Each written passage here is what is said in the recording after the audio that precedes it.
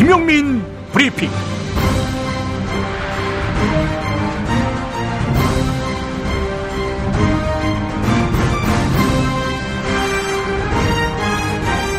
(2016년 12월 27일) 화요일입니다. 김용민 브리핑이 선정한 2016년 10대 뉴스. 어제 경주 지진과 새누리당의 4월 총선 완패 소식을 골랐는데요. 오늘은 세 번째입니다. 백년당 빈파는 사드배치를 결사 반대한다! 일방적 희생을 강요하는 사드배치 강력히 규탄한다!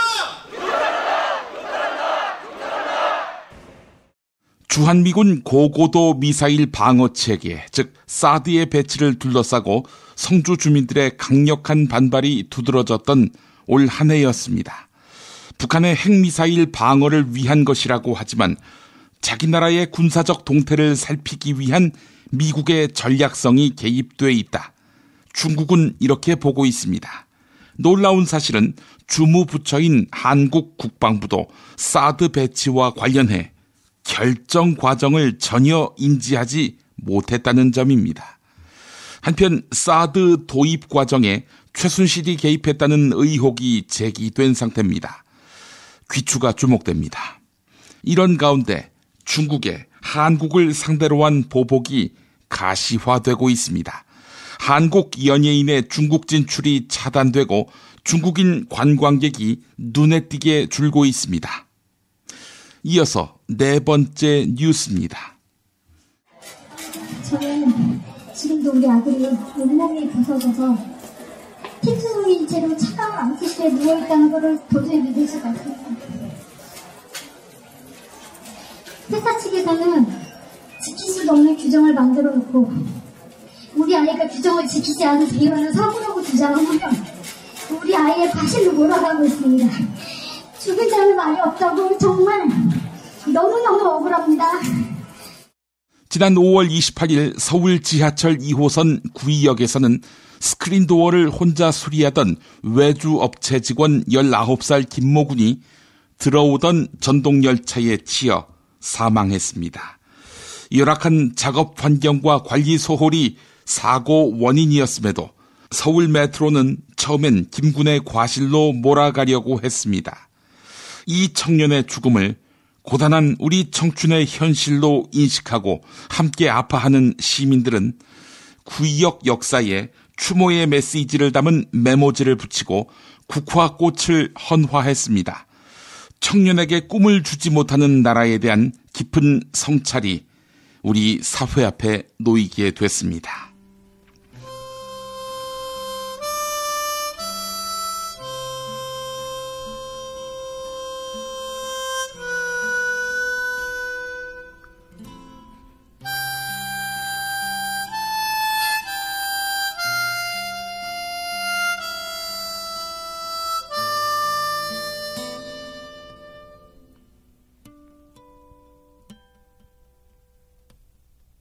바람불도 없는 횡단보도를 건너가는 사람들, 물 셀 틈 없는 인파로 가득 차 땀 냄새 가득한 거리여 어느새 정든 추억의 거리여 어느 빗발서린 리허카군의 험상궂은 욕설도 어느 맹인 부부 가수의 노래도 희미한 백열등 밑으로 어느새 물든 노래거리여 우연 헤드라이트 불빛에 덮쳐오는 가만의 풍경 술렁이던 한낮의 뜨겁던 흔적도 어느새 텅 빈 거리여 칠흑 같은 밤 쓸쓸한 청계천 팔가 산다는 것이 얼마나 위대한가를 비참한 우리 가난한 사랑을 위하여 끈질긴 우리의 삶을 위하여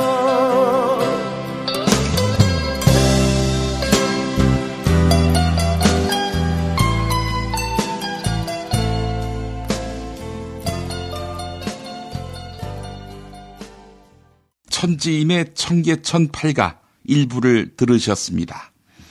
12월 28일 바로 내일이지요. 민주주의자 김근태 선생의 5주기를 맞아 이 시대를 묵묵히 지켜온 민중 가수들이 모두 한자리에 섭니다. 광화문 광장의 문화를 뒤에서 묵묵히 바쳐온 사람들. 뜨거운 가슴으로 노래하는 자리에 여러분을 초대합니다. 내일 수요일 저녁 7시 서강대학교 메리홀 민주주의 대합창 오큐파이 2017 손병휘, 백자, 김영, 이혜진, 김은희, 이광석, 송순규, 한선희, 홍원표, 달로와, 박민정, 김대곤 씨가 나오고요. 초대 손님으로 권진원 대학생 노래회 연합이 함께합니다. 모레 수요일 저녁 8시 서강대학교 메리홀 유료입니다. 인터파크에서 구매하실 수 있습니다. 김용민 브리핑 함께하고 계시는데요. 지난 7월 아름다운 재단과 함께하는 건강세상 네트워크에서 집단 민원을 신청했습니다. 건강보험료 체납금 탕감을 요청하는 민원이었습니다. 민원의 결과가 나오기까지는 6개월 이상의 시간이 걸릴 것으로 예상하고 있는데요. 지난해 체납보험료 납부 의무를 면제받은 비율이 전체 생계형 체납 가구 중 5.5%에 불과합니다. 100명 중에 5명 정도가 탕감받았다. 이런 이야기지요. 따라서 올해도 그렇게 되지 않을까 걱정이 앞섭니다. 가난 때문에 건강할 권리를 포기하지 않도록 아름다운 재단의 60일의 건강보험증 캠페인에 지속적으로 관심을 가져주시기 바랍니다. 영희는 엄마 아빠와 떨어져 삽니다. 엄마 아빠는 가난해서 건강보험료를 내지 못했습니다. 이제 그 보험료를 영희가 내야 합니다. 대한민국에서 10살 아이에게 체납액을 독촉하는 것은 합법입니다. 영희처럼 고통받는 사람들을 위해 60일의 건강보험증 캠페인에 참여해주세요. 당신의 참여가 제도를 바꾸는 시작입니다. 아름다운 재단. 야, 너 홍어 판다 그랬지? 팔지. 근데 홍어가 진짜 그렇게 몸에 좋아? 아니 끝내준다니까. 우리 엄마 관절염인데? 홍어. 나 숙취는? 홍어. 마누라 다이어트는? 홍어. 큰이모 변비? 홍어. 작은 형 소화불량은? 홍어. 여동생 피부? 홍어. 큰 누나 주름? 홍어. 명절 때 선물은? 홍어라니까. 근데 비싸지? 별나 싸고 열나 맛있는 홍어가 있다니까. 어디? 알싸한 홍어. 네이버 검색창에 알싸한 홍어를 검색하시고 1599-6456.com 혹은 1599-6456 전화주문도 가능합니다. 하나 더, 알싸한 홍어는 진공포장 택배 배송 판매하며 직접 개발한 특제 소스를 서비스로 드립니다. 충남 금산의 넓은 인삼밭, 정성농장을 일군 농부아버지 이정열 씨. 자연은 노력한 만큼 내어준다. 그 자연의 마음을 알기에 정성농장을 더불어 일구는 아들 이성규 씨도 아버지에게 배운 것처럼 정직하고 또 성실하게. 정성농장 홍삼은 인삼 재배부터 가공 판매까지 모두 책임지고 있습니다. 그래서 대한민국 1등 품질을 자부합니다. 검색창에 정성농장 홍삼을 검색해주세요. 정성농장 홍삼. 전화문의는 010-9754-6972. 굶고 뛰고 땀 빼고 다 해봤다. 그래봐야 소용없었다. 다이어트는 결국 먹는 게 문제다! 다이어트 전문 쇼핑몰 비타샵에서 수식가지 동결건조 채소 곡물에다 3가지 단백질, 거기에 효소와 비타민, 미네랄을 더해 만든 다이어트 전용 그린 스무디를 추천합니다. 다이어트 전용 그린 스무디, 이걸 어떻게 하는 거죠? 하루 2끼만 맛있고 든든한 비타샵 스무디로 바꿔 드시면 됩니다. 검색창에서 비타샵을 검색해주세요. 요즘 민주주의가 거꾸로 간다고들 하지요. 예, 그래서 이번에 제가 한국 현대 생활문화사라는 책을 소개하고 싶은데요. 지금의 상황을 만든 게 박정희 시대부터라는 분석들이 많이 나오는데 예. 이 책은 바로 그 시대를 제대로 알자라는 취지로 쓰여졌습니다. 예. 근데 생활문화사가 뭡니까? 사실 저희는 거의 정치사 위주로만 책을 읽었습니다. 근데 이 책은 그 시대를 살았던 바로 우리 부모님, 삼촌, 이모들의 삶을 담은 책이라고 할 수 있습니다. 촛불 집회도 언젠가는 생활문화사가 되겠군요. 지금 꼭 읽어야 할 책 같은데요. 한국 현대 생활문화사, 도서출판 창비. 이제부터는 관록의 뉴스 해설가 김용민이 오늘 아침 조간신문을 훑어드립니다.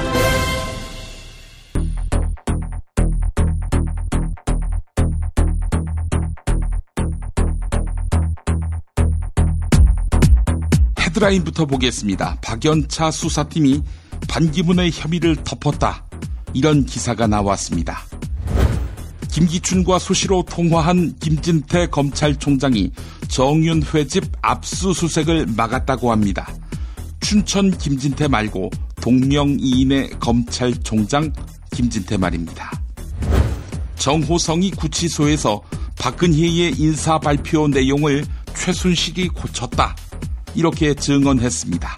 세월호 때 관저에서 피곤해했다고도 하고요. 뭘 했기에 피곤했을까요? 박근혜를 줄곧 지근거리에서 보좌해왔던 조윤선. 항상 부인했습니다만 특검이 블랙리스트를 찾았습니다. 그 뿌리에 김기춘이 있는 것 같습니다.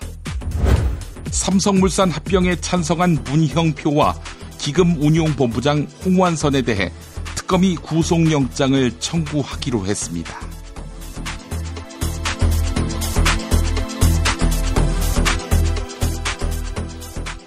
2008년 박연차 게이트 수사 당시 검찰은 반기문 유엔 사무총장의 금품 수수 정황을 포착했습니다. 계좌 추적으로 태광실업 박연차 전 회장이 약 3억을 반기문에게 건넨 것을 확인했고 박연차의 진술도 있었습니다. 그러나 검찰 수사팀에서는 유엔 사무총장이 금품 수수 혐의를 받는 건 국가적 망신이라는 쪽으로 의견이 모아져서 수사가 흐지부지 됐다고 합니다. 허허허허, 기가 막힌데요. TV조선의 충격적인 보도부터 전해드렸습니다. 김기춘 전 대통령 비서실장이 재임 기간에 김진태 당시 검찰총장에게 수시로 전화를 걸어 통화한 것으로 확인됐습니다. 복수의 전현직 검찰 관계자들에 의하면 김진태 당시 검찰총장이 어떤 사안에 대해 논의하기 전후로 실장한테서 전화를 받았다. 이렇게 말하는 경우가 자주 있었다고 합니다. 또한 2014년 말 이른바 정윤회 문건 유출 사건 당시 정윤회의 집에 대한 압수수색이 이루어지지 않은 것은 김진태의 지시에 따라서 이루어진 일로 밝혀졌습니다. 김기춘이 김진태를 통해서 검찰 수사를 방해하거나 못하게 했다면 직권남용 권리행사 방해죄에 저촉될 수 있습니다. 한겨레가 보도했습니다. 어제 서울 구로구 남부구치소에서는 최순실 국정조사 특별위원회 위원들이 비공개 접견을 가졌습니다. 이 자리에서 정호성 전 청와대 부속비서관은 대통령 박근혜가 말씀 자료를 보내주면 최순실이 의견을 말하고 밑줄을 치면서 수정했다. 이렇게 말했습니다. 또한 인사 발표 내용에 대해서는 최순실의 수정을 받을 필요가 있었다. 이렇게 밝혔습니다. 경향신문이 보도했습니다. 이어서 국민일보 보도입니다. 정호성은 세월호 참사 당일 대통령 박근혜를 낮 2시가 돼서야 처음 면담했다. 이렇게 밝혔습니다. 또 박근혜의 일정이 빽빽했는데 참사 당일만 유독 비어 있었고 박근혜가 그날 매우 피곤해했다. 이렇게 말했습니다. 다만 인터폰으로 대화를 했는지 대면했는지 잘 기억나지 않는다. 이렇게 증언했습니다. 또한 박근혜가 누구와 함께 있었는지에 대해서는 박근혜의 사생활이라 말할 수 없다. 이렇게 밝혔습니다. 아무것도 모른다더니 점점 말이 바뀌지요. 더 털면 사실을 이야기할 것 같습니다. 박영수 특별검사팀이 문화체육관광부 등에 대한 압수수색에서 소위 문화계 블랙리스트를 확보한 것으로 확인됐습니다. 조윤선 장관은 대통령 정무수석으로 있을 때 블랙리스트 작성을 지시한 혐의를 받고 있지만 국정감사에서는 블랙리스트가 존재하지 않는다. 이렇게 부인했습니다. 이에 따라서 조윤선 장관에 대한 위증, 증거인멸 의혹 등의 조사가 필요해 보입니다. 매일경제 보도였습니다. 이어서 동아일보 보도입니다. 박영수 특별검사팀은 문화계 블랙리스트가 김기춘 전 대통령 비서실장의 교감하에 대통령 정무수석실 등을 거쳐서 작성된 것으로 보고 있습니다. 이에 따라서 김기춘 전 실장의 직권남용 혐의를 집중 수사하고 있습니다. 특검은 또한 김기춘 전 비서실장의 자택과 정부 세종청사에 있는 조윤선 장관 그리고 차관의 집무실 등을 압수수색했습니다. 특검은 김기춘 전 비서실장과 조윤선 장관을 조만간 소환 조사할 계획입니다. 대통령 박근혜의 동생 박근영 씨는 채널A와 나눈 문자 대화에서 크리스마스라 포인세티아 화분과 함께 연하장을 써서 갔다. 이렇게 말했습니다. 크리스마스 당일 언니를 만나기 위해 청와대를 간 것인데 박근혜는 동생을 문전박대한 것입니다. 최순실은 프리패스하는 청와대를 말입니다. 서울구치소 독방에 수감 중인 최순실이 각종 특혜를 입고 있다는 다수의 증언이 나왔습니다. 일반 수용자들은 식료품 구입 등에 쓸 수 있는 영치금 한도가 하루 4만 원인데 최순실은 제한을 받지 않았습니다. 한 구치소 관계자는 한 번에 한 병밖에 살 수 없는 생수도 최순실은 2개, 3개 또는 필요할 때마다 구입했다. 이렇게 증언했습니다. 또한 수감자가 구매 목록을 직접 작성한 뒤 물품을 받아야 하는데도 최순실은 교정시설 관리인이 물품을 먼저 건네고 구매 목록을 대신 작성해 주기도 했다. 이렇게 밝혔습니다. 한편 최순실에 대한 특혜를 외부에 알리려던 수용자는 다른 교도소로 옮겨졌습니다. 동아일보가 보도했습니다. 박영수 특별검사팀이 문형표 전 보건복지부 장관과 홍완선 전 국민연금공단 기금운용본부장에 대해 구속영장 청구 방침을 세웠습니다. 국민연금의 제1모직 삼성물산 합병 찬성과 관련해 대통령 박근혜의 뇌물죄를 수사하기 위해서입니다. 삼성에게서 뭔가를 받아먹었다. 특검이 이렇게 의심하고 있는 것입니다. 최광 전 국민연금공단 이사장은 홍완선 전 본부장의 업무상 배임 혐의를 뒷받침하는 자료를 특검에 제출했습니다. 또한 한 복지부 간부는 특검 조사에서 문형표 전 장관이 삼성 합병에 국민연금이 찬성하도록 하라 이렇게 지시했다고 진술했습니다. 한국일보가 보도했습니다. 중앙일보가 2010년 이후 국민연금의 기금운용위원회 회의를 전수조사했습니다. 기금운용위원회, 국민연금이 쌓아둔 돈을 어디다 투자해서 더 불릴까? 이걸 논의하는 회의지요. 기금운용위원회 회의는 평균 1년에 5차례에 열렸고요. 밥을 먹으면서 2시간 동안 열린 것으로 드러났습니다. 회의에 위원들이 모두 참석한 것도 아니었습니다. 위원 20명 가운데 평균 13명만이 회의에 참석했습니다. 중앙일보 보도였습니다. 계속해서 중앙일보 보도입니다. 국민연금 기금운용위원회의 독립성에 문제가 제기되고 있습니다.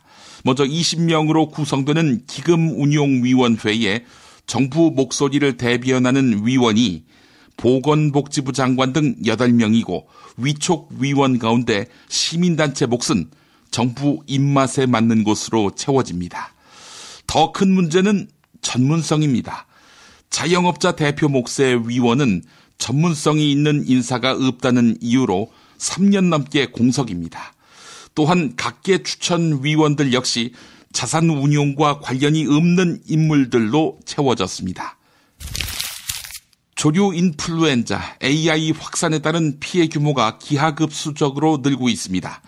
AI 첫 의심 신고가 접수된 지 40일 만에 국내 전체 가금류의 약 16%인 2,600만 마리가 도살됐거나 살처분이 진행되고 있습니다. 이에 따라서 제빵, 제과, 육가공을 비롯한 관련 산업의 피해가 급증하고 있습니다. 육계 협회 관계자는 해마다 AI가 발생하면 오리의 경우 일본처럼 사육 기반을 없애고 수입하는 것이 낫다. 이렇게 말했습니다. 깊은 바다에서 잡은 신선한 대게, 살이 꽉 찬 데다 맛까지 끝내줘. 대고급 대게, 대게 직거래 장터. 네이버 카페 대게 직거래 장터에 들어오셔서 선택하세요. 1644-9047. 미궁 장사랑! 구렁이똥 이뻤다. 장이 살아야 내 몸이 산다. 배변 활동에 도움을 주는 건강기능식품입니다. 미궁 장사랑. 지금 검색창에 미궁 장사랑을 검색하세요. 정권교체를 함께 염원하는 판촉물 쇼핑몰 네피알. 기념품, 답례품, 기왕이면 네피알로 인터넷 검색창에 입력하시거나 032-519-4800으로 전화하세요. 카카오톡 아이디는 네피알. 일산에 있는 풍무양고기, 영양 가득한 양갈비와 양꼬치, 피자, 자네도 그 맛을 아는가? 무당이 저를 데려간 적이 없어서. 031-902-9292. 수아비스랩닷컴에서 12월 15일 베이비 전용 제품을 출시합니다. 수아비스 화장품 홈페이지를 방문해서 베이비 제품 체험단 참여 이벤트를 클릭해주세요. 민감성, 아토피성 피부에도 효과적인 수아비스 베이비 제품을 보내드립니다.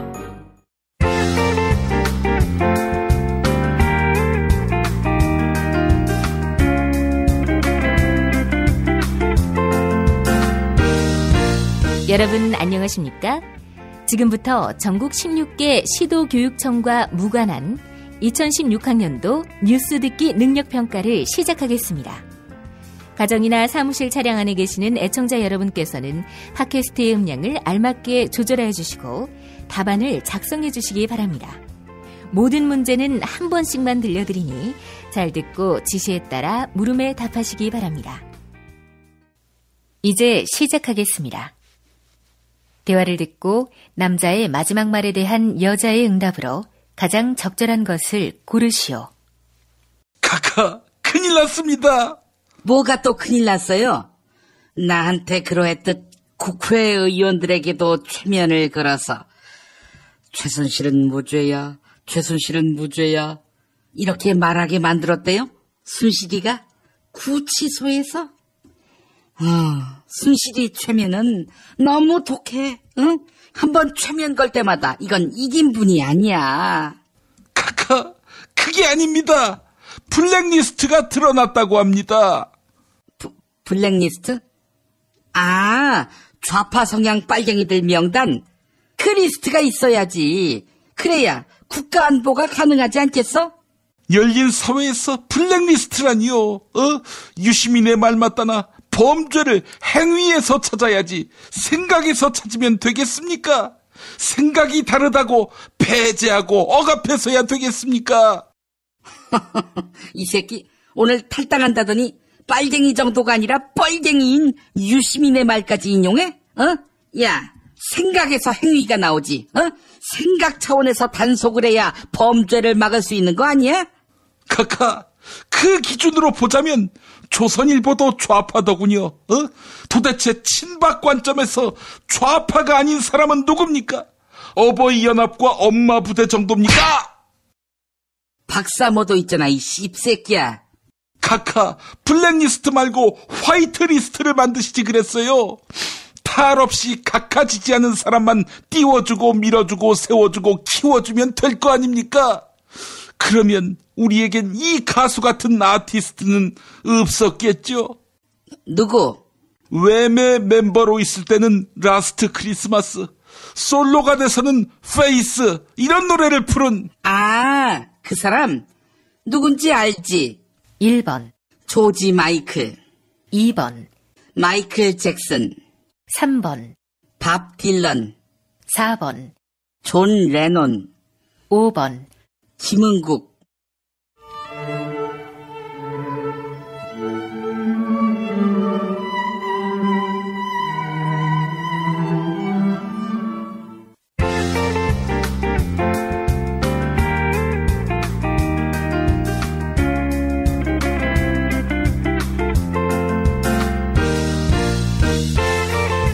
수고하셨습니다. 수험생 여러분은 팟빵 게시판에 정답과 이메일 주소, 사연을 남겨주시기 바랍니다. 당첨자는 다음 정규방송일 2부 마무리 부분에 발표합니다. 이상으로 전국 16개 시도교육청과 무관한 뉴스 듣기 능력평가를 모두 마칩니다. 자기야, 매트리스 고르기 너무 힘들어. 대한민국 최초 매트리스 멀티샵 매트리스엠 몰라? 전 세계 최고 브랜드 정품만 취급해. 매트리스 살 때는 꼭 매트리스엠으로 오세요. She never ever quits. 中国不能缺席。 Der Holocaust für Deutschland. 歴史家に任せるべきだろうというのが私の考え方。 Ma senti, col dolore umano non si può essere neutrali. 국제뉴스의 맥. 한반도와 국제 문제를 전문적으로 취재하는 황준호 기자 만나겠습니다. 황 기자님. 예, 안녕하십니까. 예, 중국이 전투기 시험 비행을 하면서 공군력을 과시하는 모습을 보였는데 아무래도 트럼프를 향한 시위겠죠? 예, 중국이 현재 개발하고 있는 5세대 스텔스 전투기 젠 31의 개량형이 최근 시험 비행을 실시했다고 중국 관영 차이나 데일리가 어제 보도했습니다. 예.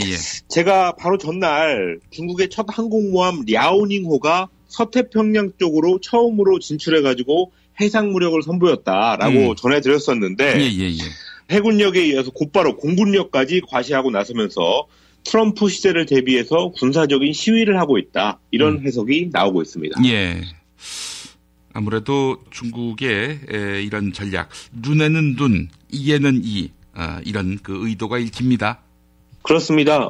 젠 31이라는 전투기 그 자체가 미국의 최첨단 스텔스 전투기 F-35에 대응해서 개발하고 있는 그런 전투기입니다. 그래서 이번에 시험 비행 보도를 낸 것은 실전 배치가 멀지 않았기 때문이 아니겠냐 이런 관측이 많습니다. 미국의 군사력 또 나아가서 한미일 3국의 합동 군사력에 대비한 중국의 움직임 이게 뭐 그동안에도 꾸준히 계속 있어 왔었습니다. 예. 그렇지만 트럼프가 당선되면서 노골적으로 반중국 노선을 띠면서 중국도 바짝 긴장을 하고 있는 것 같고요. 앞으로 계속 이런 무력 시위 보도를 자주 보게 될 것 같습니다. 자, 뭐 실제로 군사적 충돌이 있지 않더라도 이런 식으로 미중 사이에 갈등이 고조되면 그야말로 한반도만 안 좋아지는 거 아닙니까? 그렇습니다. 2월 달에 이제 한미 군사훈련 이런 것도 하고 그러면 중국에서도 반드시 대응훈련이 있고 그런 식의 움직임이 고조될 것 같습니다. 예. 자, 이런 가운데 인도는 대륙간 탄도 미사일, 이걸 ICBM이라고 하는데 시험 발사에 성공했다고요? 인도가 핵탄두를 탑재해서 베이징을 비롯한 중국 북부 지역까지 타격할 수 있는 대륙간 탄도미사일 ICBM 시험 발사에 성공했습니다. 하하. 인도가 자체 개발한 아그니5 미사일을 어제 오전 11시에 이동 발사대에서 시험 발사를 한 건데요. 이 아그니5라고 하면은 사정거리가 5,000km로 중국 북부를 포함한 아시아 대부분 지역 그리고 아프리카 또 유럽 일부까지 사정권에 두고 있습니다. 인도 당국은 이번이 4번째 시험 발사고 실전 배치를 앞둔 마지막 시험이라고 밝혔습니다. 예. 그렇게 해서 인도는 미국, 러시아, 영국, 프랑스, 중국 이거 유엔 안보리 상임이사국 5개 나라에 이어서 6번째로 ICBM 보유국 지위를 확보하게 됩니다. 예. 인도의 이런 움직임 어떻게 해석되세요? 인도의 배후에는 늘 미국이 있었습니다. 미국이 중국을 견제하기 위해서 인도의 군사력을 키우게 한 건데요. 예. 인도가 핵 확산 금지 조약 NPT 체제 밖에서 핵무기를 가지고 있는 나라가 된 것도 역시 미국의 묵인 때문이었습니다. 그리고 부시 정부 당시에 민간용 핵 개발을 허용한 것, 그리고 또 오바마 현 정부 시절에 ICBM 실전 배치 목전에 이르게 된 것, 이런 것들 역시 다 중국의 부상을 막기 위해서 미국이 지원을 했다, 인도를 지원했다라고 봐도 될 정도입니다. 그런데다가 트럼프까지 등장했으니 인도 입장에서는 뭐 날개를 달았다라고 해도 과언이 아니겠어요. 예, 아무래도 그렇게 봐야 될 것 같습니다. ICBM 발사라고 하면은 준비 기간이 이게 굉장히 오래 걸리기 때문에, 예. 어제 시험 발사한 것하고 트럼프의 최근 중국 압박, 이게 직접 연관이 돼 있다라고 보기는 조금 힘듭니다. 그렇지만 어쨌든 미국 대통령의 뭐 민주당이 되건 공화당이 되건 트럼프가 되건 힐러리가 되건 간에, 인도 자기들이 밀어줄 게 뻔하기 때문에, 그런 상태에서 중국에 대한 강한 견제를 원하는 트럼프가 대통령이 된 것은 인도의 무기 개발에 훨씬 더 좋은 환경을 만들어줬다, 이렇게 볼 수 있습니다. 예. 어쨌든 크게 봐서는 트럼프가 아시아 각국에 있는 화약고의 문을 활짝 열게 하고 있다, 이렇게 말할 수 있을 것 같습니다. 예, 뭐 준비는 오래 했어도 누르는 건 엊그제 일 아닙니까? 뭐 그렇습니다. 홀가분한 마음으로 눌렀겠죠. 예, 그렇죠. 예. 자, 이렇게 되면 너도 나도 군사력 개발에 나설 텐데, 그렇다면 북한 역시 여기에 고무될 것 같은데 어떻게 보십니까? 그렇습니다. 뭐 북한 입장에서도 왜 우리만 안 되는데, 왜 우리만 핵 개발, 미사일 개발 안 되는데?라고 치고 나올 가능성이 굉장히 많습니다. 예. 뭐 북한 원래 그런 나라인데, 게다가 이제 중국이나 인도가 저렇게 하면은 또 한국하고 일본도 가만히 있을 수만 없겠죠. 그렇죠. 이미 뭐 사드도 갖다 놓고 여러 가지를 하고 있는데, 어쨌든 그런 상황에서는 북한도 무기 개발의 명분 이런 것들을 더 크게 가질 수 있을 것 같습니다. 네. 한국의 원유철 같은 사람은 핵 개발하자, 이런 얘기를 서슴없이 하겠어요, 이제 앞으로. 그렇습니다. 예. 1980년대 레이건 미국 대통령이 핵전쟁이 나면 미국 인구의 3분의 1이 사망한다, 이런 보고를 받았다고 하는데, 이걸 생각하면은 지금 트럼프의 행보는 정말 위험하다 못해 우려가 됩니다. 미국 조지 워싱턴대에 미국 국가안보문서 보관소가 있습니다. 예. 근데 거기에서 이번에 기밀 해제된 문서를 보니까 그렇게 나와 있었다고 합니다. 1982년 2월에 미국의 당시 국방장관하고 합참의장 두 사람이 레이건 대통령에게 보고를 한 내용인데, 소련하고 전면적인 핵전쟁을 벌인다면 미국 인구 가운데 3분의 1 이상이 사망할 수 있다라는 요지의 보고를 받았다라고 나타나 있습니다. 1982년이면은 냉전이 한창이던 그때 아닙니까? 그렇습니다. 그런데 이제 요즘 이런 기사가 많이 눈에 띄는 것, 이런 것은 트럼프가 핵 능력을 확대할 수도 있다라는 말까지 하고, 또 러시아도 거기에 맞불을 놓으면서 마치 냉전 시절로 돌아가는 것 같은 그런 정세가 예상되기 때문에 이런 기사가 많이 보이는 것 같습니다. 예. 근데 뭐 1980년대 냉전 때하고 조금 다른 점이 있다면은, 트럼프 정부 출범 후에는 미국과 러시아가 협력 관계가 되고 그 대척점에 중국이 서게 되는 그런 점입니다. 예. 2차 대전 후에 미국, 러시아, 중국 이 세 나라가 서로 얽히고 설킨 관계, 이거를 맺어온 거를 약간 돌이켜 보자면, 2차 대전 직후 냉전 시기에는 다들 알다시피 소련, 러시아하고 중국이 당시에 손을 잡았고 대척점에는 미국이 있었습니다. 그런데 1970년대 이후에는 미국하고 중국이 손을 잡고 그 대척점에 소련, 즉 러시아가 있는 그런 형태였습니다. 그러다가 1990년대 초 소련이 붕괴되면서 미국과 중국이 이제 그야말로 G2 경쟁 관계로 들어가게 된 거 아닙니까? 그렇습니다. 소련 붕괴 후에는 이 세 나라, 미국, 러시아, 중국이 뭐 이렇게 경쟁도 하고 이렇게 협력도 하고 하면서 약간 복잡하게 한 20년 넘게 복잡한 양상을 보여왔었습니다. 그러다가 내년에 2017년 친러시아 성향의 트럼프가 미국 대통령이 되면서 미국과 러시아가 손을 잡고 이번에는 그 대척점에 중국이 서게 되는 그런 형태가 만들어지는 거 아니냐, 이런 큰 그림을 보면서 정세를 읽어야 될 것 같습니다. 예. 동북아시아 정세, 새로운 트럼프 시대의 미국의 외교 방향 이런 것까지 상세히 짚어주셨습니다. 황준호 기자님 말씀 잘 들었습니다. 예, 감사합니다. 야, 딴지마켓 좀 봐봐. 이담채 김치 게시판 지금 보고 있어? 왜요? 뭐가 문제 있나요? 야, 어떻게 하나같이 맛있다, 예술이다, 감탄했다, 물건이다, 또 재주문했다 이런 글만 올라올 수 있지? 이거 공작의 냄새가 나지 않아? 아무래도 그런 것 같아. 이담채 김치 게시판에 작전 세력이 개입한 거 아닐까요?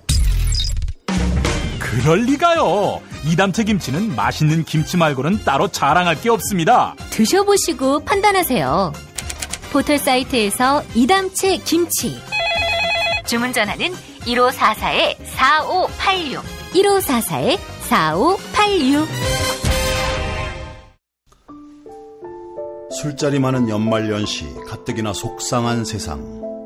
새싹당 콩차를 선물하세요. 가격이 착해서 김영란법에 저촉되지 않습니다. 새싹당 콩차는 남자를 위한 차. 서면보고용으로 아주 좋습니다. 서면보고용. 에? 서면보고. 전창걸닷컴에서 구매하세요. 전화문의 070-8635-1288, 070-8635-1288. 공화국 참치논평. 구이동 대양 참치를 맛보지 못한 국민 여러분은 진정한 참치 맛을 보기 위한 강도 높은 중대 조치를 취하실 계획을 표명하시고 곧장 구이동으로 달려오시기 바란다. 참치에 대한 체질적인 거부감과 적개심을 노골적으로 드러내는 분도 구이동 대양 참치에 오시면 추호도 용납할 수 없는 포악무도한 폭식 행위를 자행할 것이다. 구이동 대양 참치.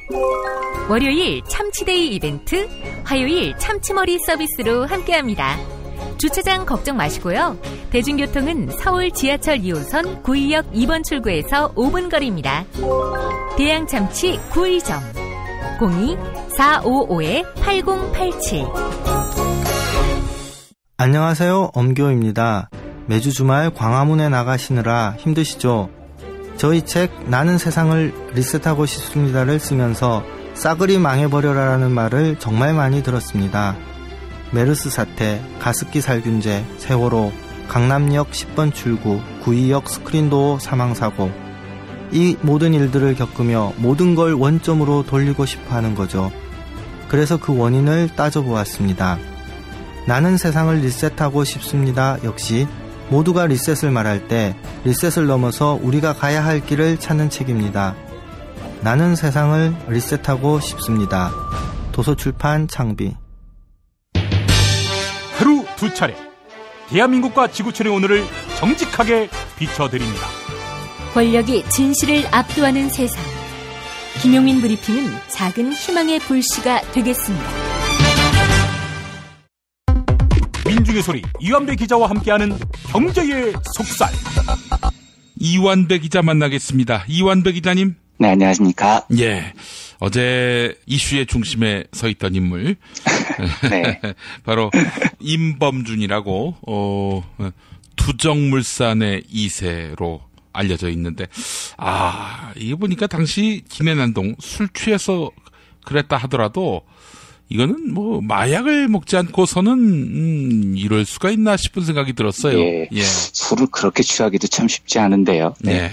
그러니까 어쨌든 오늘 이제 그 이야기를 드리려고 합니다. 뭐 유명하니까요. 워낙 대한항공 김해난동 사건 주인공이고 이름을 쓰는 언론사도 있고 안 쓰는 언론사도 있어요. 그런데 이미 쓰는 곳이 있으니까 그냥 말씀드리겠습니다. 두정물산이라는 화장품용 브러쉬를 제조하는 중소기업이래요. 저도 처음 들어보는 기업인데요. 예. 이 중소기업의 창업주 2세고요. 이름이 임범준 씨. 제가 뭐 이 나이가 어리다고 좀 무시하고 이런 일은 잘 없는데 이제 겨우 34살입니다. 그리고 어제 인천공항 경찰대로 출석을 했습니다. 마스크를 썼더라고요. 그래서 저는 도대체 어떻게 생긴 놈인지 얼굴을 한번 진심으로 보고 싶기도 했습니다. 근데 뭐 동영상은 너무 많이 유포가 돼서 제가 자세히 설명드릴 건 아닌데 간단히만 요약을 하면 20일에 베트남 하노이 공항에서 출발을 해서 인천공항으로 오던 대한항공 비즈니스석에서 그 옆자리에 앉은 50대 분이 대기업 임원이라고 하시더라고요. 근데 이분한테 말을 계속 걸다가 말을 안 받아주니까 얼굴을 때리고 2시간가량 난동을 부렸다는 거죠. 그래서 동영상 보면 뭐 고승줄로 묶으려던 사무장도 때리고 뭐 침도 뱉고 온 난리를 다 쳤다는 겁니다. 예. 그리고 그 기업 정보하고 후기를 공유하는 사이트 자플래닛이라는 곳이 있습니다. 근데 여기에 한 네티즌이 두정물산의 후기 글을 올렸어요. 그 내용은 두정물산의 단점으로는 가족들끼리 경영진과 주요 보직을 이루고 있는 가족회사이며 야근 수당이 없다 이렇게 적었습니다. 예, 뭐 그럴 만한 회사인 것 같습니다. 그리고 퇴근 시간 30분 전에 일이 들어오기도 하고 근무 중 매우 심한 인격 모독을 당하기도 한다. 그 네티즌은 그렇게 적었습니다. 예. 이전에도 이 두정물산 부장 한 명이 이 두정물산이 중국이나 베트남에 공장이 있는데요. 중국 공장에서 현지인을 신발로 때렸던 일이 있었어요. 그래서 참 가지가지로 이제 무리를 많이 일으키는 회사죠. 제가 주로 이제 그 재벌들에 대한 비판적 시각을 많이 말씀드리는데, 예. 재벌이라고까지 보기는 어렵지만 우리나라 중소기업들이요. 물론 중소기업들 중에서는 건전하게 좀 노동자들하고 친화적으로 잘 지내려고 하는 기업이 없진 않겠죠. 예. 근데 제가 알고 있기로 제조업이라는 이름으로 중소기업 공장을 돌리는 곳에서는 거의 다 노동자들을 짐승처럼 취급을 합니다. 오너는 또라이 정도가 도를 넘어서는 미친놈들이 진짜 수두룩합니다. 제가 아는 한 중소기업 2세는 지금 사장이거든요. 근데 무슨 또라이 짓을 하냐면 그 단골 술집이 카페 같은 곳인데 예. 거기에 첼로를 갖다 놨어요. 술만 취하면 거기서 첼로를 킵니다. 근데 첼로를 잘 키면 모르겠는데 완전히 도레미파솔라시도 수준이에요. 그러니까 산토끼 토끼야도 잘 못하는 수준인데 그걸 똥폼을 잡고 사람들 다 있는 데서 첼로를 킵니다. 그게 꼴불견이라는 걸 몰라요. 제가 그걸 보고 참 지랄을 왜 이렇게 창의적으로 하냐, 참 보기 드물다 이런 생각이 들었었습니다.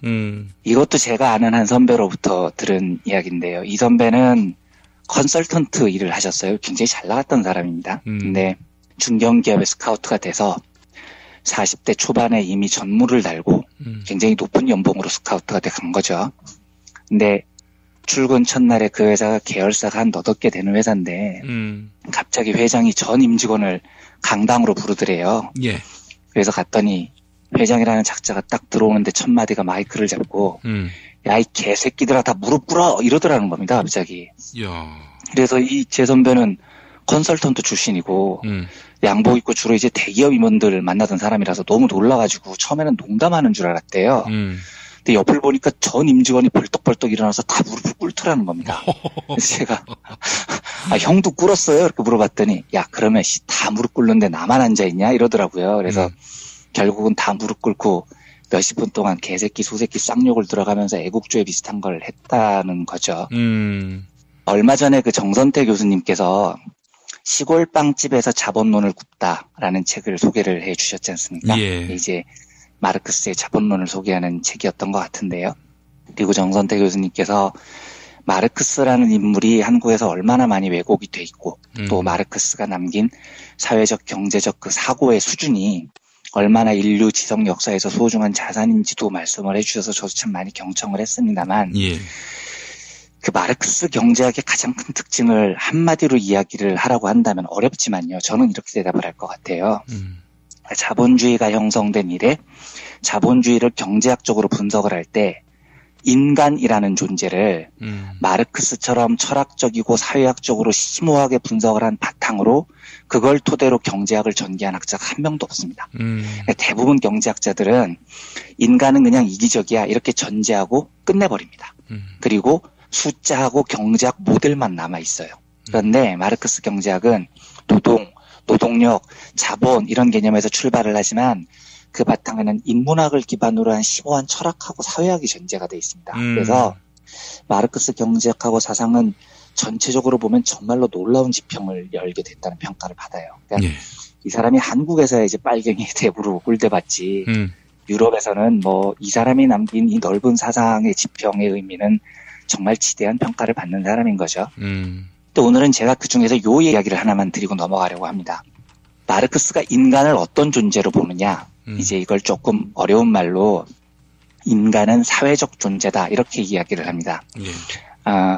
요거 한 발짝 더 나가면 인간의 본질은 사회적 관계의 총체다라고 말을 있는데요. 그러니까 이걸 어떻게 이해하시면 좋냐면 아무도 안 사는, 아무도 존재하지 않는 황량한 정글, 벌판 이런 데서 사람이 태어나서 살아간다고 한번 생각을 해보십시오. 그러면 그 사람은 우리가 모양은 똑같아도 우리가 생각하는 그런 개념의 사람이 아닌 겁니다. 영장류 계열의 어떤 동물인 거죠. 그리고 인지 능력이라고는 뭐 먹고 싸고 생존 본능이 있고 이 정도밖에 안 되는 겁니다. 그러니까 우리가 말하는 인간이라는 존재는요. 어떤 일정한 사회에서 태어나서 사람들하고 관계를 맺으면서 그 역사적 상황에 맞게 자라나면서 의식이 형성돼야 인간으로 봐준다는 겁니다. 그러니까 제가 지금 방송을 하면서 이완배입니다 하고 주절주절 경제 뉴스를 이야기를 하니까 그러니까 제가 이완배라는 인간인 거예요. 제가 어디 히말라야나 어디 산에서 혼자 태어나가지고 거기서 평생을 살았다면 이완배가 아닌 거죠. 예. 인간과 닮았지만 인간으로 보기 어려운 삶이 돼버리는 겁니다. 그래서 마르크스가 뭐라고 이야기를 하냐면 인간은 사회적 존재인데 인간에게는 뇌가 있고 어떤 의식이라는 사고의 존재가 사고를 할 줄 아는 존재이지 않습니까? 그러니까 사고를 하고 생각을 해서 행동의 동력이 되는 두뇌의 활동이 있단 말이죠. 그러면 이 두뇌의 활동은 뭐에서 출발하느냐? 사회적 존재라는 거에서 출발을 한다는 겁니다. 그러니까 쉽게 말씀드리면 두뇌가 더 우월하지 않다는 거예요. 이성이라는 게 더 우월한 게 아니라 사회적 존재라는 게 더 우월하다는 겁니다. 그냥 인간의 두뇌라는 건 들판에 혼자 살게 내버려두면 들판에 혼자 사는 이완배는 아무 생각을 할 이유도 없고 능력도 없는 사람이 됩니다. 하지만 이완배라는 사람이 가지고 있는 두뇌의 의식 능력은 2016년 한국 자본주의의 최하층 언론 노동자 뭐 이런 사회적 존재에 의해서 의식이 형성이 되고 발전이 된다는 거죠. 그래서 존재가 먼저야 의식이 먼저야 이렇게 물어보면 마르크스는 존재가 먼저라고 말합니다. 인간의 의식은 존재 조건에 의해서 결정이 된다는 거죠. 그래서 이 마르크스는 이 말을 이렇게 표현을 합니다. 사회적 존재가 사회적 의식을 규정한다. 이렇게 해요. 그러니까 사실 보통 사람들이 자기가 가지고 있는 뇌의 활동을 조금 과대평가하는 경향이 있어요. 그래서 대부분의 사람들은 당연히 의식이 존재보다도 더 중요하다고 생각을 하는 경우가 많아요. 근데 마르크스는 반대로 봅니다. 그 사람이 처한 여러 사회적 조건들이 그 사람의 의식을 훨씬 더 우선적으로 규정을 한다고 보는 거죠. 그러니까 이런 견해는 뭐 정신분석학자나 심리학자들, 그러니까 뇌의 활동을 중요시하는 사람들에게서 반대받을 것 같지만 그렇지 않습니다. 굉장히 그 위대한 정신분석학자인 에리 프롬도 이걸 동의를 해요. 그러니까 어떻게 얘기를 하냐면 경제 제도의 특성에 의해 한 개인에게 정해진 삶의 양식이 그의 전체적인 심리를 결정하는 제1차적인 요소가 된다. 이렇게 프롬이 얘기를 합니다. 그러니까 경제적 조건이 사람의 심리와 의식을 결정한다는 거죠. 프로이트도 비슷하게 지지를 합니다. 어떻게 얘기를 하냐면 마르크스주의의 강점은 역사에 대한 입장이나 이의 근원을 둔 미래에 대한 예측이 있는 것이 아니다. 그러니까 이 말은 무슨 말이냐면 마르크스는 역사가 필연적으로 자본주의가 지나가면 사회주의가 오고 사회주의가 지나가면 공산주의가 오고 이거는 예언 같은 필연이다 이렇게 얘기를 하거든요. 예. 이제 프로이트는 그건 말도 안 되는 소리야. 그런 예언이 어떻게 실현되겠어. 그 예측은 별거 아니야. 그런데 마르크스주의의 진짜 강점은 인간의 경제적인 관계가 그들의 지적이고 윤리적이고 예술적인 견해에 미치는 결정적인 영향에 대한 예리한 통찰력에 있다. 이렇게 얘기를 합니다. 그러니까 사람의 윤리, 지적 능력, 예술적인 견해 이런 뇌의 활동은 경제적인 존재 조건에 의해서 결정되는 경우가 많다는 거죠. 이게 조금 어렵게 들리셨을 수도 있었겠는데요. 이게 우리나라 중소기업 오너들 자식들, 뭐 재벌들 자식들, 뭐 이런 사람들 마찬가지로요. 예. 쟤들이 왜 저렇게 싸가지가 없냐, 왜 저렇게 폭력적이냐를 간단히 생각하면 물론 뭐 가정교육을 제대로 못 받아서 그렇다고도 할 수 있어요. 근데 보다 근본적으로 들어가 보면요. 저들의 의식은 저들이 살고 있는 사회적인 존재 조건이 규정을 하는 겁니다. 그러니까 재벌이라는 환경, 오너 자식이라는 환경, 이 조건이 의식을 만들어내는 거예요. 그렇게 본다면 가장 근본적인 문제는 저들이 폭력적인 이유는 자본이 폭력적이기 때문입니다. 그러니까 자본이 폭력적이고 그 폭력적이라는 테두리 안에서 태어났기 때문에 자기의 이미 존재하는 조건 자체가 약자들을 두들겨 패는 자본의 폭력성 위에 서 있기 때문에 의식이 자연스럽게 따라가 버리는 겁니다. 그러니까 이 말은 얘들은 계도를 하거나 교육을 한다고 나아지지 않는다는 걸 뜻합니다. 이거 아무리 의식을 따로 떼서 정신교육 해봐도요. 얘네들이 살고 있는 존재 조건 자체가 폭력적인 자본인 한 의식은 거기를 벗어나지 못해요. 그러니까 이제 방법은 둘 중에 하나죠. 하나는 자본의 폭력성을 제거하거나 아니면 이런 정신병자들을 사회로부터 격리를 시키거나 해야 되는 건데 둘 중 보다 근본적인 방법을 선택을 하라면 폭력성을 제거하는 거여야 됩니다. 그러니까 얘들이 살고 있는 존재 조건 자체를 근본적으로 뜯어 고치지 않는 한 얘들의 사회적 의식은 영원히 변하지 않습니다. 뭐 참 하찮고 한심한 인간이지만요. 이 두정물산의 2세 임범준. 이 사람을 보면서 저는 한국 자본의 폭력성을 그대로 볼 수 있었습니다. 자본이 폭력적이니까 제가 폭력적인 거겠죠.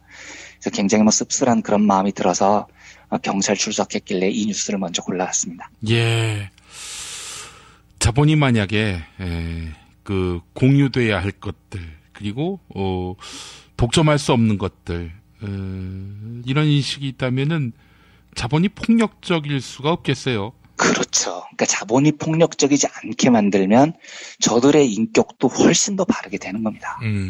그거부터 바꿔야 되죠. 자본을 서로 공유하게 만들고 그 공유 속에서 서로 타협하고 협상하게 만들면 폭력적일 수가 없잖아요. 예. 근데 자본을 독점해서 지 멋대로 결정을 하려고 하니까 폭력성이 내재돼 버리는 거죠. 예. 아이들에게 돈은 폭력적이지 않다. 이걸 심어주기 위해서는 더 많이 기부하고 또 이 돈을 뭐 기부의 대상 혹은 뭐 탐욕의 대상 이런 게 아니게끔 인식시킬 필요가 있겠다. 네, 맞습니다. 예, 알겠습니다. 자, 다음 이야기 해보겠습니다. 우리 이완배 기자님은 김영한 전 민정수석 비망록에 적힌 김기춘의 지시로 보이는 이른바 야간의 주간화, 휴일의 평일화, 그리고 가정의 초토화, 그리고 라면의 상식화.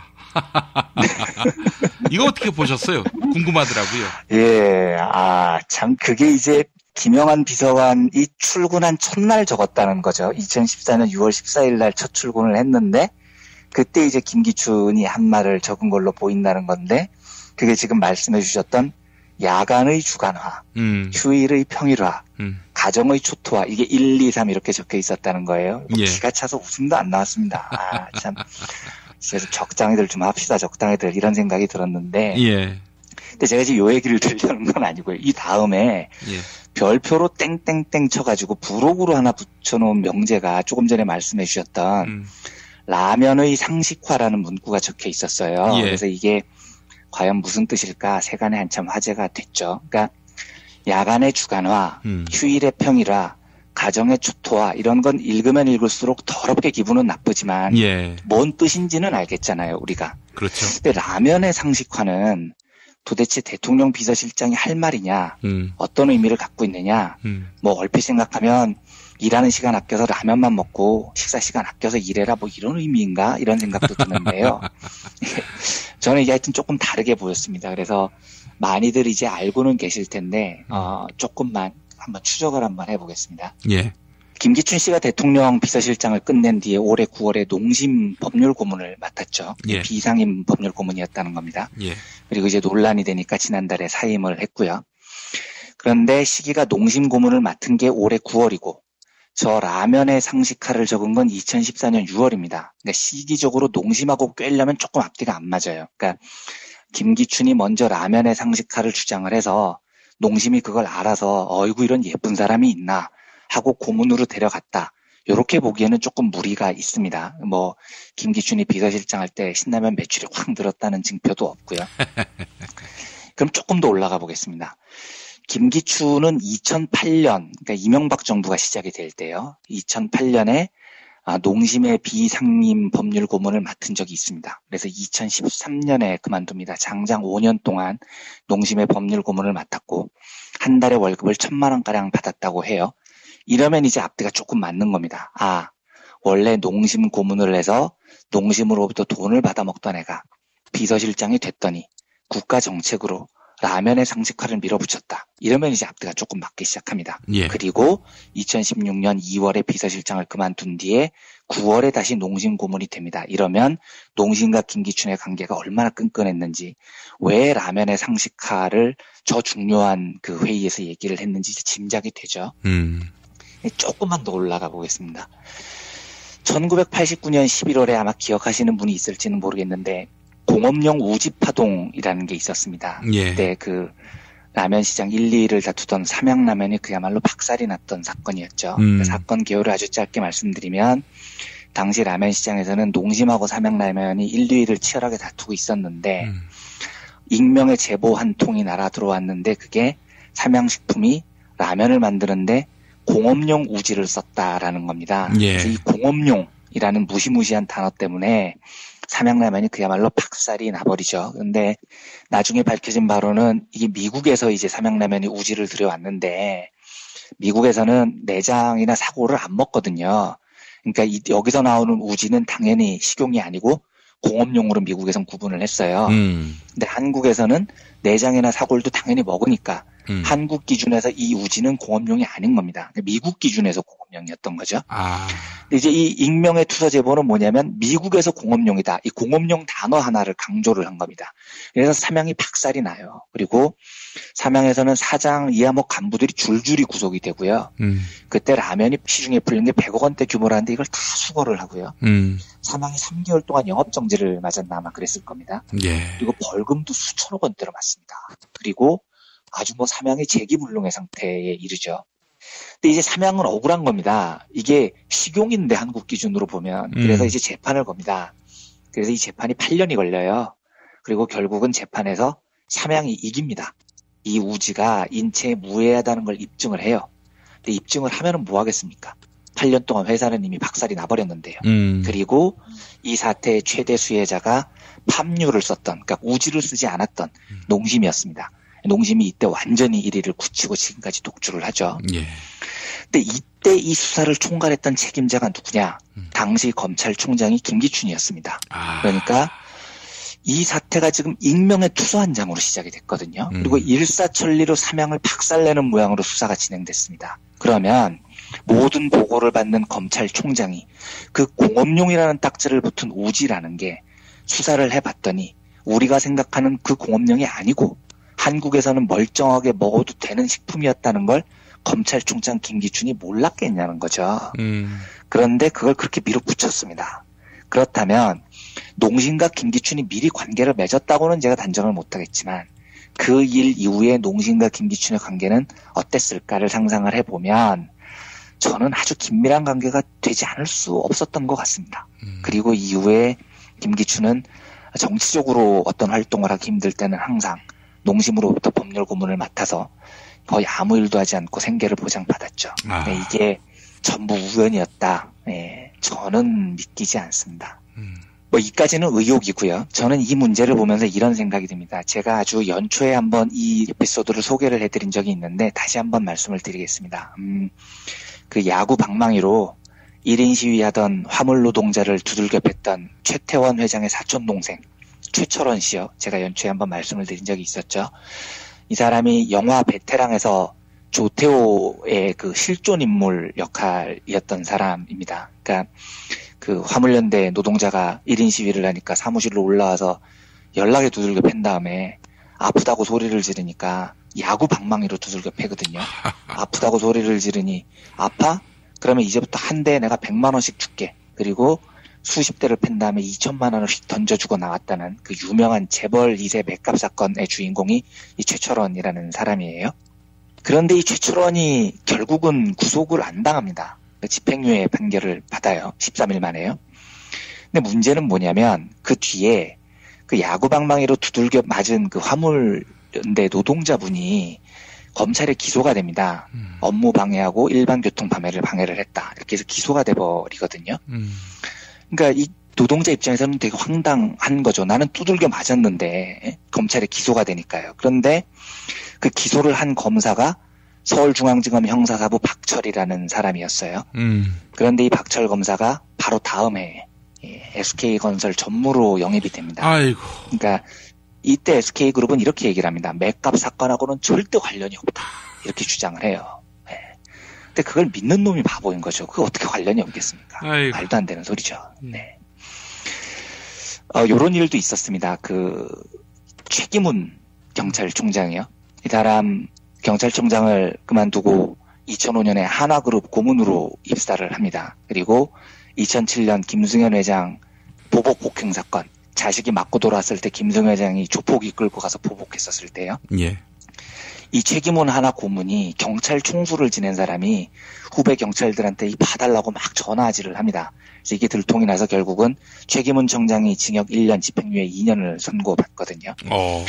근데 제가 이제 말씀드리려는 건 이거예요. 그러니까 최철 검사도 그렇고요. 최기문 청장도 그렇고요. 이 사람들을 보면서 후배 검사들이나 후배 경찰들이 무슨 생각을 했겠냐는 거죠. 예. 참 경찰과 검찰의 명예를 다 떨어뜨리는구나. 저는 이렇게 생각했을 가능성보다도 야, 저분들 참 말년에 인생 편하게 사는구나. 나도 언젠간 저렇게 대기업 임원이 돼야지.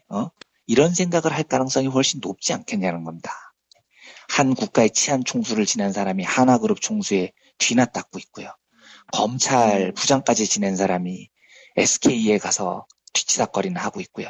그걸 보고 후배들이 치를 떠는 게 아니라 부러워할 가능성이 더 높지 않겠냐는 겁니다.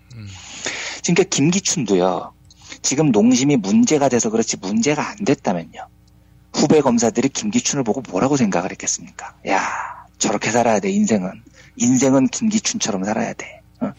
정치적으로도 저렇게 줄타기 잘해서 권력의 정점에도 올라선 다음에 최순실도 모른다고 하다가 그 와중에 김기춘 선배 얼마나 꼼꼼해. 농심하고도 관계를 잘 해놓잖아. 그러면 또 돈 없을 때는 농심에서 봐주고 말이야. 역시 인생은 김기춘처럼 이렇게 생각하지 않겠냐는 겁니다. 이게 너무 슬프지 않냐고요. 그러니까 저는 이 시스템이 너무 슬픈 거예요. 제가 재벌을 미워서 뭐 개혁하자는 것도 아니고요. 걔들이 잘 자라서 배가 아파서 시샘하는 것도 아니에요. 그러니까 제가 한국 재벌들의 가장 큰 문제라고 생각을 하는 건 저들이 사회에 기여한 바에 비해서 너무 많은 특혜를 누립니다. 그런데 기여한 바에 비해서 너무 많은 특혜를 누린다는 건 사회적으로 보면 결국은 누군가가 누려야 할 정당한 권리를 쟤네들이 착취했다는 뜻인 거죠. 그런데 얘들은 이걸 혼자 먹으면 체할까봐 이걸 언론, 법조, 경찰 이런 주요 시스템에 파고들어서 나눠줍니다. 그래서 언론, 법조, 경찰이 얘네들이 뿌려주는 그 떡고물을 받아먹고 거기서 희낙낙하고 있는 거죠. 그러면서 사회 기득권층의 블록이 형성됩니다. 걔들끼리 잘 먹고 잘 사는 세상이 형성이 되는 겁니다. 그런데 그게 다 누구 돈이냐고요. 다 우리 민중들을 갈취한 돈 가지고 지들끼리 돌려먹고 앉아있는 겁니다. 이걸 몇몇 사람의 인격에 기대서 해결을 할 문제가 아닌 거예요. 몇몇 공정한 검사들, 몇몇 공정한 경찰들, 몇몇 공정한 언론인들, 그 사람들의 공정함에 기대봐야 결국은 대부분의 사람들은 그 탐욕에 빠져서 그 시스템 안에 스며들어갈 거고요. 공정하게 산 사람들은 그냥 노후를 가난하게 사는 거고요. 그러니까 개인과 단체의 용기에 기대서 해결할 일이 아닌 거죠. 삼성 비리를 폭로했던 김용철 변호사는 지금 뭐 생계도 꾸리기 어려운 상황이라고 하니까요. 그러니까 이거를 사회가 갖춰야 될 공정한 분배 시스템을 갖춰놓지 않으면 이런 일은 사라지지 않는 겁니다. 그러니까 검찰을 하다가 경찰을 하다가 언론인을 하다가 혹은 뭐 다른 어떤 일을 하다가도 재벌에 기대지 않아도 재벌에 손 벌리지 않아도 정의롭게 살고자 한다면 선의를 가지고 있다면 그 사람들이 정당하게 권리를 누릴 수 있는 사회를 먼저 만들어줘야 돼요. 이 시스템이 만들어져야지 김기춘, 최철, 최기문 이런 사람들이 양산되는 구조를 줄여 나갈 수 있는 겁니다. 하여튼 뭐 그 김기춘의 그 라면의 상식화요. 제가 너무 인상 깊어서 김기춘의 하고 농심의 관계가 어떻는지를 한번 짚어보고 싶어서 이 두 번째 뉴스를 골라봤습니다. 네, 참 눈 하나 깜짝 안 하고 거짓말을 하는 나 최순실 모른다. 나이 70 넘어서 세상 사람들이 다 아는 거짓말을 하는 거. 예. 뭐 집안에 금은보화로 쌓여 있다 한들 이런 불명예가 과연 덮어줄 수 있겠습니까? 예. 예. 이제 생을 마감으로 달려가는 연배신데 정말 그럴 때 자기의 생을 마감할 때 떳떳할까요? 행복할까요? 저는 도저히 믿어지지가 않더라고요. 그럴 수는 없을 것 같은데요. 참. 그래요. 아유, 마지막에 남는 것이 명예인데 이런 명예보다도 부귀 영화가 낫다 이렇게 판단하는 김기춘 씨. 예. 이렇게 얘기하는 것 같습니다. 내 무덤에 침을 뱉어라. 네. 뱉어드리죠, 뭐. 예, 가서 한 번씩 쭉 뱉고 오겠습니다. 예. 자, 이완배 기자님 수고하셨고, 거듭 말씀드립니다만은, 바로 모레 12월 29일 나탄시 전주 갈보리교회 7시 광주 YMCA에서 이완배 기자와 함께하는 호남 공개방송이 있다는 점, 우리 이 지역에 사시는 애청자분들 많이 기억해 주시기 바라겠습니다. 준비 많이 하고 계시죠? 네, 열심히 하고 있습니다. 기대가 됩니다. 네. 자, 이완배 기자님, 내일 뵙겠습니다. 네, 감사합니다. 여러분 안녕하세요. 민중의 소리 아나운서 정혜림입니다. 이 어묵한 여왕님 치하에서 다들 잘 견디고 계시죠? 오늘도 종편의 주옥 같은 헛소리에 혼이 정상인 듯 정상 아닌 비정상 같은 여왕님의 우주 타령에 고구마 100개쯤 한꺼번에 삼킨 듯 답답한 마음에 죄 없는 가슴팍만 두들겨대고 계세요. 이젠 시원한 사이다 같은 민중의 소리와 함께하세요. 잘 키운 진보 언론 열종편 안 부럽습니다. 한 달 10,000원 소액 CMS 후원으로 민중의 소리에 큰 힘이 되어주세요. 1661-0451 1661-0451 전화 기다릴게요.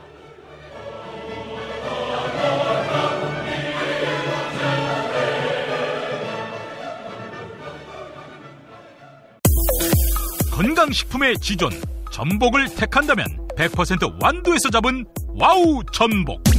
네이버에서 와우 전복을 찾으세요. 010-2443-0818 포르투갈 정통의 레시피로 만드는 에그타르트, 달콤함 그 이상의 감동, 타르트팜 킨텍스점, 일산 전지역 배달, 단체 주문은 수도권 가능.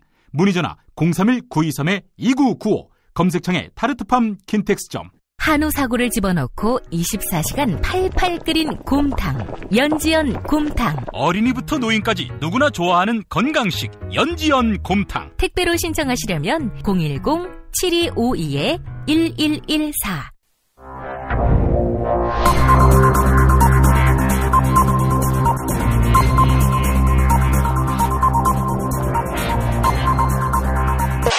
공화국 논평. 한번 잠수 타면 7시간 동안 행적이 묘연해지는 청와대 잠수사 박근혜 동지께서는 세월호가 잠수함과 충돌해서 침몰했다고 주장한 네티즌 수사대 자로에 대한 강도 높은 국가적 중대 조치를 취하실 계획을 표명하시고 구체적인 공격 방침을 제시하시었다. 경애하는 박근혜 동지의 단호한 결심은 세월호 스토커 자로에 대한 격한 분노의 표시다. 네티즌 수사대 자로는 세월호 다큐 세월X를 제작했다. 그러나 그 이전에는 국정원의 대선 개입 댓글들을 찾아내서 박근혜 동지를 곤란하게 만들었다. 자로가 사사건건 박동지에게 시비를 거는 것은 박동지를 참을 수 없이 모독하고 우롱하고 천추의 한이 될 망동의 다름 아니며 처절한 대가를 자초할 악수 중에 최악수의 다름 아니다. 자로는 MB를 곤란하게 만들었던 네티즌 미네르바처럼 구속을 면치 못할 것이다. 또한 자로는 언론과의 인터뷰에서 모습을 드러내지 않고 음성도 변조했다.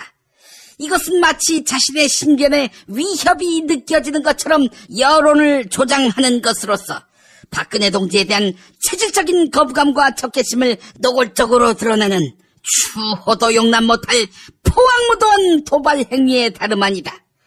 박 동지가 무슨 살인교사라도 하는 사람이란 말인가. 자로, 어서 모습을 드러내길 바란다. 공기 좋은 북한산 드라이브로 초대할 것이다. 이제라도 자로는 박근혜 동지를 찾아와 참회의 눈물을 흘리며 박동지의 뒤통수를 때렸다가 금품수수 의혹에 휩싸인 반기문 꼴만은 나지 않게 해달라고 이 말을 땅에 찍고 반성해야 할 것이다.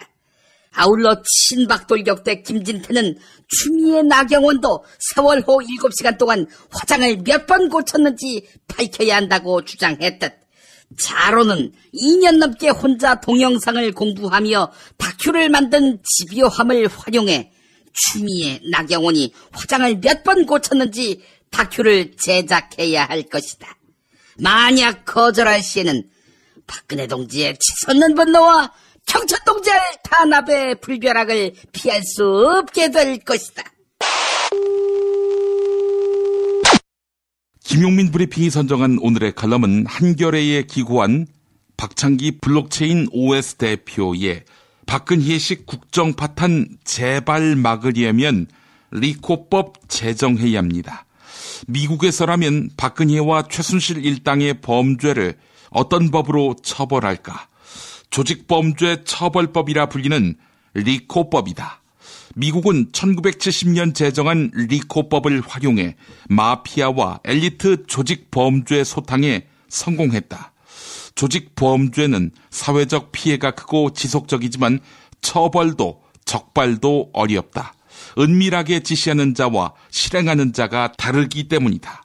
이 문제를 해결하기 위해 고안된 리코법은 조직범죄 집단이나 기업이 이익을 얻었을 경우 본인이 그 적법성을 밝히지 못하면 이익을 모두 몰수한다.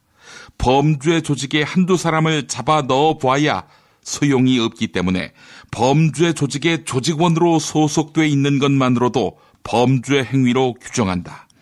강제 소환 및 형사적 최고형 구형이라는 강경한 수단도 부여한다. 수사에 협조한 제보자는 철저히 보호해 내부 고발을 장려하고 범죄로 인해 직접적인 손해를 입은 사람은 징벌적 손해배상을 받을 수 있도록 함으로써 피해자들에게 소송을 독려한다. 미국은 이 법을 활용해 기업의 담합 범죄, 금융사기, 공무원의 뇌물과 접대 같은 적발이 어려운 조직 범죄를 성공적으로 통제하고 있다. 네, 리코법 주목되는데요. 예, 그동안은 불법성을 검찰이 입증했어야 했는데 이 범죄단체에 소속된 자들이 이득을 취했을 경우 이 이득의 적법성을 본인이 규명하지 못하면 몰수가 된다는 리코법, 적극 검토해야 하겠습니다. 1부 마칩니다. 김용민 브리핑과 함께한 시간 어떠셨어요? 다음 시간에도 보다 바르고 알차며 즐거운 정보로 여러분을 찾아가겠습니다. 팟캐스트 포털 팟빵에서 다운로드하기, 구독하기, 별점 주기, 댓글 달기로 응원해주세요. 잊지 마세요. 다운로드하기, 구독하기, 별점 주기, 댓글 달기.